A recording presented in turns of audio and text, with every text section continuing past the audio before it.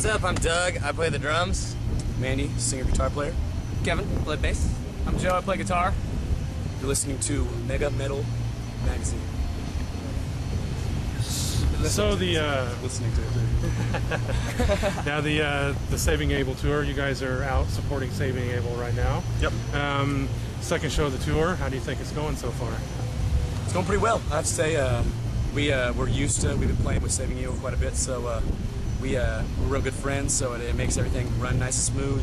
We're playing with a new band that called American Bang. I think those guys are definitely up our alley when it comes to genres. Mm-hmm. And We Are the Fallen also put on a really kick-ass show. So that's gonna go. I have to say, by the end of it, we're probably gonna be still good friends. Yeah, little circus traveling family. Nice. So record just recently came out. Yes. How long did you guys spend putting that thing together? 3 weeks. We recorded the whole thing in about 3 weeks. 3 weeks. We were a band for like a year and a half before we went in and did it. So yeah, I guess about a year writing the songs. I guess some of them we did while we were there though. So. Yeah, no. There was a few we did while we were there. "Shake Me," the song that's on is our first single off the album, was written and recorded in 8 hours. In 8 hours. So I mean, that doesn't really, I don't know if that really doesn't mean all that much, but like, yeah, we went in to record the same studio that Saving Abel did all their stuff, and Skid Mills was the producer of theirs, and we wrote some songs with him, and then re-recorded some of our own originals, and the album turned out very well with it. Very pleased. Nice. Now I'm sure through the whole process you heard different mixes of the record. Do you remember the first time you guys actually listened to the final mix of the album? Yeah, it was kind of weird. Like, we had it like on our iPods, but we didn't have the order that it was going to be in, and it wasn't mastered yet. And then we were in Poughkeepsie, New York, and our record label came and brought us the final CD. And the first time that we put it in the CD player, we probably listened to it like 6 or 7 times, just straight through. And it was kind of weird because, like, as you play the music, you don't really get to hear what your sound is until you can actually hear it back on the CD. And it was like, all right, that's cool. And it shaped up the way that we wanted it to. Skid mixed it too, and he did a really, really good job of making it sound really huge. Especially like the drums and everything. I mean, it's a really big, full sounding album, so we're very happy. 808s, Yeah. nice 808, big deep bass sounds, and real big. The vocals sound huge, the guitar sounds huge, the bass and the drums sound huge. So We've got some faster, heavier songs and some like a couple like ballady songs. So the flow of the whole thing is really, really good too. Yeah. So we're very, very happy with the final product. Now was there anything you guys went in and recorded that didn't make it on the record that you wish would have been on this one? we have whenever we went in, we probably there's 12 songs on the album, and we recorded 15 songs while we were there. And for B-sides, like if you get the song on iTunes, if you download it all on iTunes, you get a free song, like a song that's not on the hard copy album. It's called Character Assassin, and that was one of our original songs. And just like that, like if you go on to certain websites, you can get certain songs. Amazon has one too. Amazon has one that has like a song maybe Voodoo Johnny, I think Sweet. or Sweet Dream. And so But it's yeah, we wanted all 15 to be on it, so it was kind of tricky. Yeah, we were like, let's just put them all on there. And they're like, let's wait. There was definitely several conversations to figure out the exact back and forth between us and the management and our label to figure out what was going to go on it. But we're happy with what's on it now. Are you guys happy with the relationship you have with your label? Yes. Yes, very much. Yeah, actually, we pretty much have artistic control. I mean, we say, when it comes and goes, it's kind of like the first thing they say to us is like, well, what does the band think? It's not an issue of What the label says. what they want necessarily. Yeah, it's smaller. It's not a major, but everybody that works there has worked in the music industry in different labels. Like from like the president was around Island when Bob Marley got started Island Records with Bob Marley. Right. So he got down, and that pretty much shaped Island. He also was with Virgin Records and Arista. He's the president of Arista too, so he's been around for a while.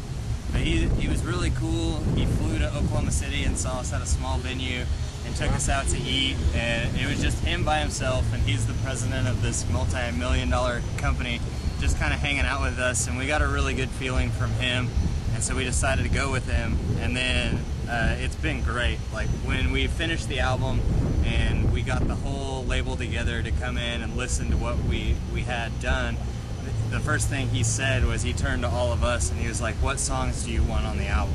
And so he worked with us to kind of pick and shape something that would make both of us happy. We were very fortunate. Yeah. I'd say we're more fortunate than most bands to have a guy like Larry. His name's Larry Mistel, and because I know it's not so much about what they want. They want to do what we want, and a lot of bands don't have that kind of relationship with their label. It's like you have to make this album and put it out this time, or we're gonna let you go. And with us, he was like, you guys don't have to worry about it. He was like, if you guys want to go back in the studio and record more songs, he said, you guys you have as much time in the world to finish it and everything. So it's a really great relationship we have. Nice. Now let's talk a little bit about your guys' live performance. How would you sum up your live performance for someone who's never seen you guys live before? You ever seen those Coors Light commercials? I just so happen, this isn't a prop, I just happen to have this. But this is what we've been saying lately. You know when the Silver Bullet train shows up and everybody's like partying? You know, that's what we're trying to achieve just with Taddy Porter. Nice. No, we have a really high energy show. Like we try to have a lot of stage presence and like, you know, we want to have a good time so that fans can have a good time, and it's like, you know, We really just want everyone to have a good time. That's what we're trying to say. We did this to make friends.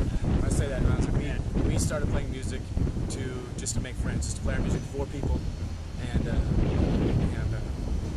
how it works out. Now, was there ever a point where before you guys signed on with your record deal, where you thought that there might be a point where you guys might not get a deal and you might just have to stay unsigned? And I hate saying a local band, but just being an unsigned band. I don't think, Fortunately. we didn't, it happened fairly fast for us, like, that, you know, by the time when we got signed, I don't think any of us saw it coming. Like, we didn't set out to get signed or anything. I mean, it was kind of like we just wanted to play music and write songs, and it just kind of came together the way it did, so we were very happy when it did happen that way, but I don't think any of us were like, you know, we never got to the point where we were like, oh, this isn't ever going to do anything, because we never really got to that point in the first place. Like, I mean, we didn't Really necessarily want to do it. We just wanted to play. so, yeah. Let's talk a little bit about your local scene. Tell us a little bit about that. How is that musically? It's the because we're from Stillwater, Oklahoma, and the music scene is very diverse. So whenever we were playing in Stillwater, there was no real competing bands against us. So there was bands that were just indie rock bands that sound kind of like Modest Mouse. There's a band called Mail that has kind of a feel like that. There's a band called Other Lives, is a very big kind of like orchestrated, just really nice melodic music, and a lot of them, because, you know, from Oklahoma, red dirt music, country music is huge where we're from, and Garth Brooks was from there, but then All American Rejects came from Stillwater, and so whenever it comes to like our genre of rock and roll music, there was not really a lot of competition for us, which made it good for people to come out and see us. So we play at our bar that we'd go to every day during the summertime, and they knew us. It's funny, when we first played, everyone didn't know that we were in a band. You know, they knew us there because they saw our faces out there, and they knew that we were kind of different-looking individuals than everyone else. So whenever we actually set up out just in this bar, you know, we just became an attraction, and it just grew from there. Wow, nice. Now, have you guys shot a video yet, or do you guys have plans to do that? Yeah, we actually shot one on the Class of '09 tour, Saving April. We were up East Coast, mostly this is like Pennsylvania. So there's Rhode Island. There's a guy named David Bergman, and he's a freelance photographer, but he works for Time, and he works for Sports Illustrated, and he's a really talented photographer. But our record label got a hold of him, and he had some downtime, and he was willing to come and ride in the van with us for about 3 or 4 different dates, and he rode around and did everything we did. Like, we took him to the bar, like everything, and so he kind of got a really cool aspect of what it was like in our lives day to day, like going down the road, being tired, setting up for the show, and then from morning till night, kind of what we do. And so he captured a really raw side of us and how we really are, and so it turned out really well. Now let's talk a little bit about the social networking sites that are out there nowadays. The MySpace, Twitters, Facebooks, etc. Soon to be the newest one's going to be Google Me. Really? Yeah, it's going to be Google's version of Facebook. Really? Yeah. So I just found out about that yesterday. No way. Well, we're going to be all over that. We'll be all over.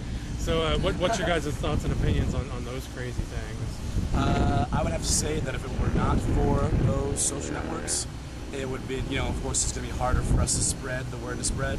And I know it's funny to think about how many great bands that had been like back in the day that just, they had no way of getting their name out. And now we have MySpace, Facebook, and Twitter, and Google Me. Yeah, you can really do it without a label now. Yeah, because of that. Yep, I agree. Yeah, it's really helped and launched a lot of people. I mean, Black Keys got signed off their first album. They never Justin played a live Bieber. show. Yeah, there you go. Biebs. The Biebs. Yeah. Biebs be like, With the hair, don't forget his hair. Then again, The on Biebs and the Sam. other side of the Takes on spectrum, Ain't no hair. it lets every band have a voice. So it kind of makes being a beginning band a little bit harder to get noticed because there's so many else out there. Kind of a double-edged sword. Yeah, Yeah, like, yeah, a little bit. it has good and bad points, but it definitely helped us. Do you think you guys would be where you are before those type of things? In the beginning, like Scott, our manager, and I would sit on my couch in my living room and not go to class and just sit on MySpace and add as many people as we could, just constantly to try to get the word out and spread. Like, we'd create events on Facebook and invite everybody that we knew, and that helped to get the people out to the shows, which helped us to get a following and to actually start getting out and playing. Now it's summertime, lots of festivals. You guys scheduled to do any festivals this summer? We've done a few of them. We played Rock Fest here and Mud Fest. Yeah, Mudfest. Excuse me, that Kansas City. Kansas City. Was it Missouri? Yeah, it's Yeah, Missouri. it's Missouri. Yeah. Excuse me. But we played Mud Fest, Rock Fest. We played Rock on the Range, which was incredible. Which was there were so many people there. We weren't expecting it for us being on a side stage, and there had to been I don't know what the count was, but just to see us probably about, I don't know what you guys think, like 5,000 people. And that's huge for us. It's huge. And we played in Oklahoma, back home, and it was great. We played a show for about 9 months, 8 or 9 months. So it was good to get back home. And that seems to be like where we make the most fans. Where you reach the most people because there's such a large amount of people at the festivals. But we love them. It seems like it's more up our alley because we love playing on these big open stages where you can see everything and see everyone. It's yeah. So I don't know. We're working on more festivals. We're going more. We've got one coming up July 25th called Hullabaloo in Louisville, Kentucky at Churchill Downs. And I think on our day, on our stage, we're playing with 38 Special and Kansas, which should be pretty freaking cool to see. Wow. Carry on my wayward son. And Tonic, too. And Tonic. On the subject of Can't doing forget like Tonic. festivals, what's been the oddest pairing you guys have been out with? Man, there's a bunch of them. One of them's actually From here here. tonight. Yeah.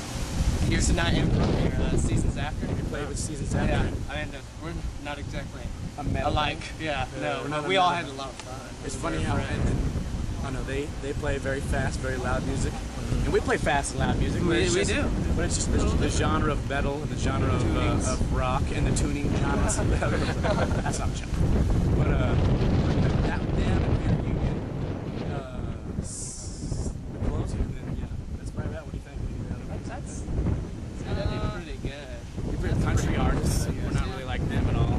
It's just. But when you get together with these bands, like, you're all kind of going for the same goal, and so like the style of music doesn't really play that much difference in in terms of relationships between the bands. Like, we still had a blast, like, with all those bands. We respect all their music. It's just a little different than what we